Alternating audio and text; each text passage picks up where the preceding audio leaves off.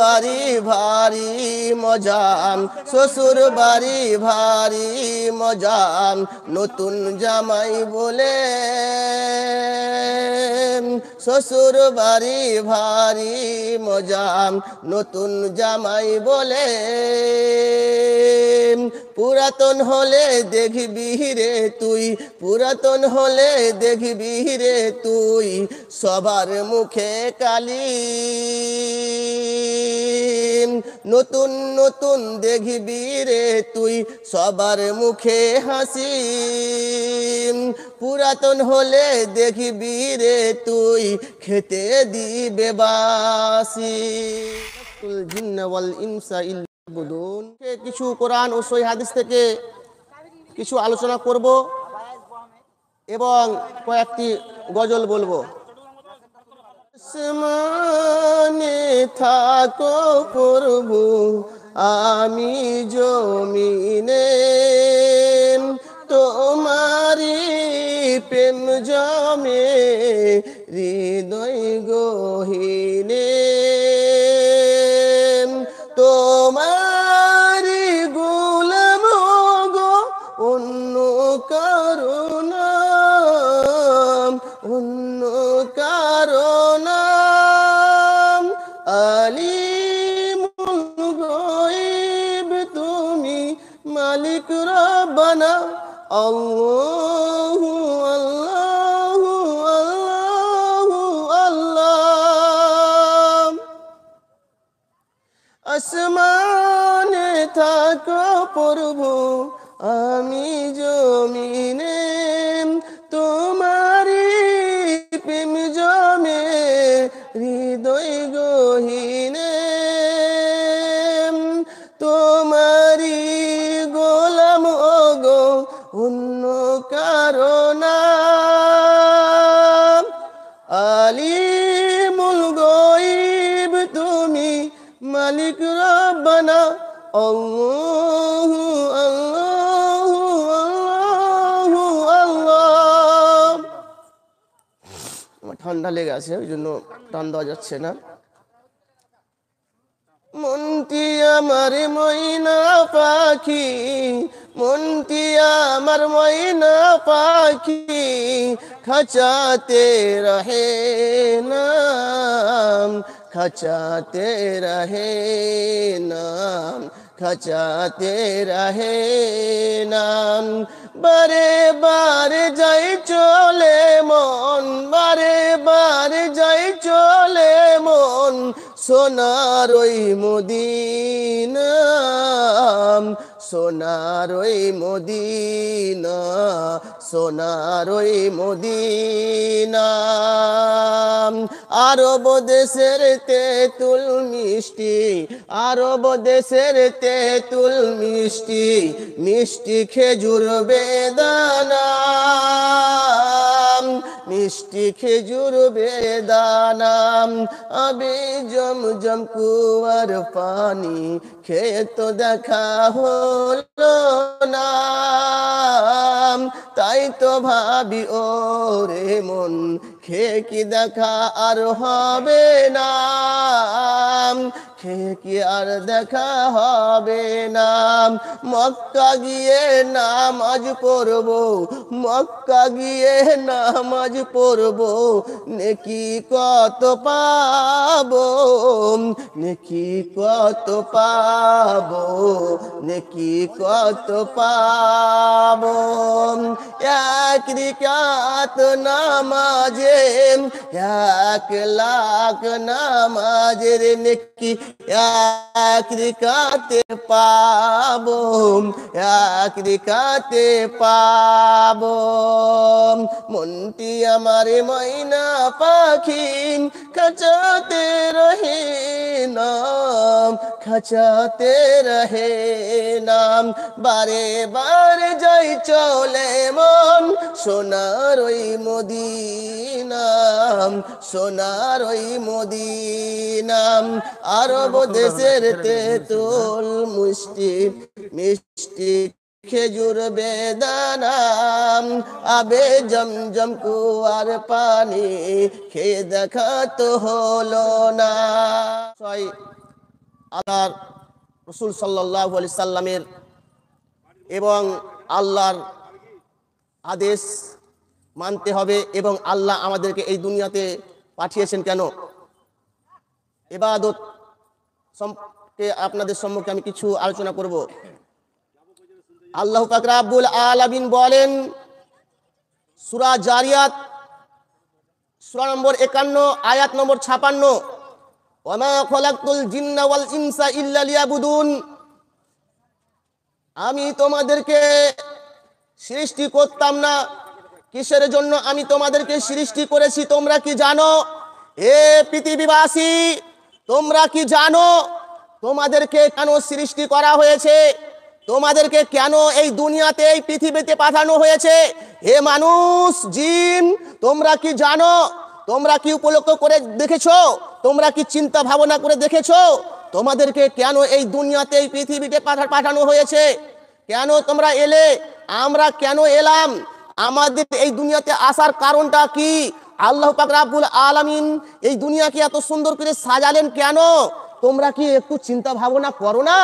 আল্লাহ পাক রব্বুল আলামিন বলছেন সূরা জারিয়াত সূরা নম্বর 51 আয়াত নম্বর 56 তে বলছেন, আমি মানুষ ও জিনকে আমি সৃষ্টি করতাম না, মানুষ ও জিনকে আমি কেবল মাত্র সৃষ্টি করেছি আমার ইবাদত বান্দেগী করার জন্য। তো ইবাদত বান্দেগী কাকে বলে? ইবাদত কাকে বলে? ইবাদত কি? ইবাদত কি জিনিস? আপনাকে আমি সংক্ষেপে খুব মনোযোগ দিয়ে আমার এই কথাটি শুনবেন। আল্লাহ পাক রব্বুল আলামিন বলছেন যে আমি ইবাদতের জন্য পাঠিয়েছি। তো ইবাদত যদি আমি ইবাদতের জন্য বলছেন, তো ইবাদত কাকে বলে? ইবাদতটা আমরা বুঝি না। তো সংক্ষেপে আপনাদেরকে আমি বুঝাচ্ছি, আবিদারি করতে আপনারা বুঝার চেষ্টা করুন।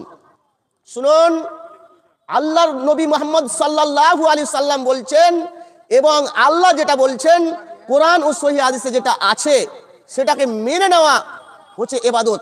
কেমন? আল্লাহর নবী মুহাম্মদ সাল্লাল্লাহু আলাইহি সাল্লাম বলছেন যে তোমরা দাড়িকে লম্বা করো। আল্লাহ দাড়ির আদেশ দিয়েছেন, আল্লাহর নবী মুহাম্মদ সাল্লাল্লাহু আলাইহি সাল্লাম আদেশ করছেন যে তোমরা দাড়ি লম্বা করো, দাড়ি করো, দাড়ি ছেড়ে দাও, দাড়ির অবস্থা ছেড়ে দাও, দাড়িকে ছাটিও না, কাটিও না। তাহলে এটা কি করলেন? আপনি মানলেন। কি করলেন? মানলেন, বিশ্বাস করলেন এবং আমল করলেন। এটাই হলো ইবাদত। আরেকটা যে কোরআন হাদিসে যেটা আপনাকে বলেছে যে এটা নিষেধ, এটা করতে হবে না, এটা করিও না, আপনি মানলেন, সেটাই ইবাদত। যেটা কোরআন হাদিসে করতে বলা হয়েছে আপনি করলেন, সেটাই হলো ইবাদত। আপনি যখন বাথরুমে প্রবেশ করবেন, বাম পা যখন প্রবেশ করবেন বাম পা দিবেন, বের হবেন তখন ডান পা দিবেন। এটা আপনি আমল করলেন, এটাই হলো ইবাদত। তো আল্লাহ পাক রব্বুল আলামিন বলছেন সূরা জারিয়াত সূরা নম্বর 51 আয়াত নম্বর 56 যে আমার ইবাদতের জন্য আমি পাঠিয়েছি। তাহলে ইবাদত সম্পর্কে আমরা বুঝতে পারলাম শর্টকাটে। তো আল্লাহ পাক রব্বুল আলামিন এই ইবাদতের জন্য এই দুনিয়াতে পাঠিয়েছেন। আপনাদেরকে আমি একটু মিসাল বা উদাহরণ দিলে আপনারা শর্টকাটে বুঝতে পারবেন যে মানুষের আত্মা, মানুষের নাফস, মানুষের আত্মা, মানুষের নাফস আল্লাহর ইবাদত বান্দেগী করতে চাই। যেমন উদাহরণ দিই, আপনার ছেলে অথবা আপনার মেয়ে, আপনার ছেলে অথবা আপনার মেয়ে হারিদাকে নিয়ে যাও, তখন সে তার মায়ের কাছ থেকে তার বাবা বা আপনার মেয়েকে আপনি দোকান নিয়ে গেলেন, দোকান নিয়ে গিয়ে আপনি কুরকুরি কিনে দিলেন, সে কুরকুরি খেলো, কুরকুরি যখন দিলেন সে কান্না বন্ধ করে দিল, সে আর কান্না করছে না। যখন কুরকুরি খাওয়া হয়ে গেল আবার কান্না করছে, আবার আপনি একটি বিস্কুট কিনে দিলেন, আবার সে কান্না করছে, আবার তখন আপনি তাকে অন্য কিছু কিনে দিলেন, আবার তখন আপনি বললেন না ওর মাকে দেওয়া যাক, ওর মাকে দিলেন, বাচ্চা ছুটে গেল। কিসের জন্য ছুটলো? বাচ্চা বিস্কুট চাইছিল না, সেই বাচ্চা কুরকুরি চাইছিল না, সে বাচ্চা চাইছিল তার মায়ের কোল, সে বাচ্চা তার মায়ের কোল চাইছিল, সে বাচ্চা চাইছিল তার মায়ের কোল। কুরকুরি কিছু দিছিলেন, কিছুক্ষণের মতো সে শুনছিল বা কান্না বন্ধ করছিল, আবার তার মায়ের কথা মনে পড়ে যাচ্ছিল, আবার কান্না করছিল। যখন মাকে পেয়ে গেল সে ছুটে গেল। তেমনি মানুষের আত্মা, মানুষের নাফস আল্লাহর ইবাদত বান্দেগী করতে চাই, আল্লাহর দাসত্ব করতে চাই। আপনি আল্লাহর ইবাদত করবেন না, আল্লাহর দাসত্ব করবেন না, তো আপনি শান্তি পাবেন না। আপনি নামাজ পড়বেন না, কোরআন হাদিস মানবেন না, কোরআন হাদিস অনুযায়ী জীবনযাপন করবেন না, শান্তি পাবেন না। অনেকে বলে ভাই অনেক টাকা ইনকাম করছি, অনেক মানে সুখে থাকছি, বাড়ি ঘর জমি জায়গা সব আছে, কিন্তু শান্তি পাই না, শান্তি লাগে না, শান্তি মনে হয় না। কেন? আল্লাহর কথা আপনি মানেন না, আল্লাহর আদেশ মানেন না, কোরআনের কথা মানেন না, হাদিসের কথা মানেন না, কোরআন হাদিস অনুযায়ী জীবনযাপন করেন না। এই জন্য কি হচ্ছে? শান্তি পাচ্ছেন না। একটি গরিব মানুষ একবেলা খেতে পায়, আর একবেলা খেতে পায় না। সে কোরআন হাদিস মেনে চলে, 5 ওয়াক্ত নামাজ পড়ে, ভালো পথে চলে, হারাম হালাল বেঁচে চলে, সে ব্যক্তি শান্তি পায়। অনেকে বলে কি রে বাবা তুমি কোনো মানে তোমার পোশাক ঠিক নাই, কোনো খাবার ঠিক নাই, তবুও আল্লাহকে তুমি ধরে আসো, তোমাকে শান্তি লাগে, ভালো লাগে, মনে হচ্ছে তুমি ভালো নাই, কিন্তু আসলে বলে না আমি খুব শান্তি আছি, খুব ভালো আছি। তাহলে বুঝতে পারলাম আমরা ইনশাআল্লাহ আমাদেরকে ইবাদত বান্দেগি করতে হবে, আল্লাহর আদেশ যেটা আল্লাহ করতে বলেছে সেটা করতে হবে, যেটা আল্লাহ নিষেধ করেছে সেটা ছেড়ে দিতে হবে। আমার পক্ষে হলেও আমার বিপক্ষে হলেও আমাকে এটা ছাড়তে হবেই। আমরা যদি না ছাড়ি তাহলে আমরা এহকাল শান্তি পাবো না, পরকালেও শান্তি পাবো না। তো আল্লাহ পাক রাব্বুল আলামিন বলছেন যে আমি মানুষকে সৃষ্টি করেছি দুনিয়ার আমার ইবাদত করার জন্য, মানুষ ও জিনকে পাঠিয়েছে। এবার মানুষ ও জিনকে পাঠিয়েছেন আল্লাহ, এবার মানুষ জিন এই দুনিয়ায় এসে আল্লাহর ইবাদত বান্দেগি করবে। এবং মানুষের প্রয়োজনের জন্য আল্লাহ চন্দ্র দিয়েছে, নক্ষত্র দিয়েছে, আল্লাহ সুন্দর গাছপালা দিয়েছে, সুন্দর গাছপালা এবং রৌদ্র দিচ্ছে, এবং রাত্র অন্ধকার করছে আরামের জন্য, অন্ধকার রাত দিয়েছেন এবং দিনে আপনার উপার্জন করার জন্য। তাহলে এই দুনিয়াকে সাজিয়েছেন আল্লাহ মানুষের জন্য, আর এই দুনিয়াকে মানুষকে পাঠিয়েছে আল্লাহ আল্লাহর ইবাদত বান্দেগি করার জন্য। তবে আমাদেরকে আল্লাহ পাক রাব্বুল আলামিনের আদেশ মানতে হবে, নবী সাল্লাল্লাহু আলাইহি ওয়াসাল্লাম যেটা বলেছেন সেটা আল্লাহ। আমরা বুঝতে পারলাম অনেক কেউ কি করে, যে ব্যক্তি শিরিক করে, বেদাত করে, অথচ সে বড় আলেম, বড় আল্লামা, বড় কারি, বড় হাফেজ, পীরে কামেল, সে বিদআত করে, শিরক করে, অথবা তাকে বড় আলেম বলে।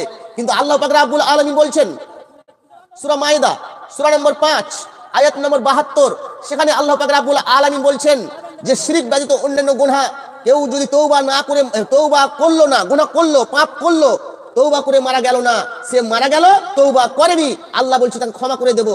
যদি কেউ ব্যক্তি তওবা করলো না এই দুনিয়াতে, মারা গেল শিরক যদি করে, সে জাহান্নামে, তার জন্য জান্নাত কি হারাম, সে মুশরিক। আর সে আলেম অথচ সে শিরক বিদআত করছে আর তাকে বড় মাওলানা বলছে। যেমন আপনারা কি দেখেছেন, আপনারা কি একটা ফল দেখেছেন?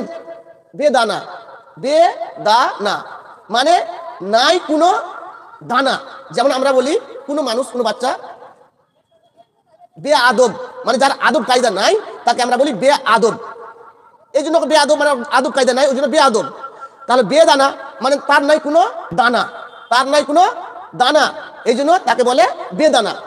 এবার কেউ যদি জিজ্ঞেস করে কাউকে, ও বেদানা কোনোদিন দেখেনি, বেদানা কোনোদিন দেখেনি, আর কাউকে যদি জিজ্ঞেস করা হয় যে বেদানা মানে কেমন, কি অত কি দানা আছে, দানা কতটা আছে, তো বলবে বেদানা মানে তো আপনার দানা নেই, বেদানা মানে দানা নেই। কিন্তু শত শত দানা থাকা সত্ত্বেও তার নাম হচ্ছে বেদানা। তেমনি সে ব্যক্তি সেই রূপ শিরক বিদআত করছে, কোরআন হাদিসকে মানে না, আল্লাহর কথা মানে না, সে মুশরিকি কাজ করছে, কোরআন হাদিস বিরোধী কাজ করছে, অথচ তাকে বলা হচ্ছে মাওলানা। যেমন বেদানা হাস্যকর নাম, দানা শত শত দানা থাকা সত্ত্বেও বলছে যে এটা বেদানা, দানা নাই। এবার একটা আলেম মুশরিকি কাজ করছে, শিরক বিদআতি কাজ করছে, আর তাকে বড় আলেম বলে, পীরে কামেল বলে আমরা তাকে বাহবা দিচ্ছি, হাস্যকর। তো আমাদেরকে শিরক ও বিদআত থেকে বাঁচতে হবে এবং আল্লাহ পাক রব্বুল আলামিনের ইবাদত বান্দেগি করতে হবে। আমরা যদি ইবাদত বান্দেগি না করি তাহলে আমাদের কোনো পরিত্রাণ নেই, কোনো রাস্তা নেই।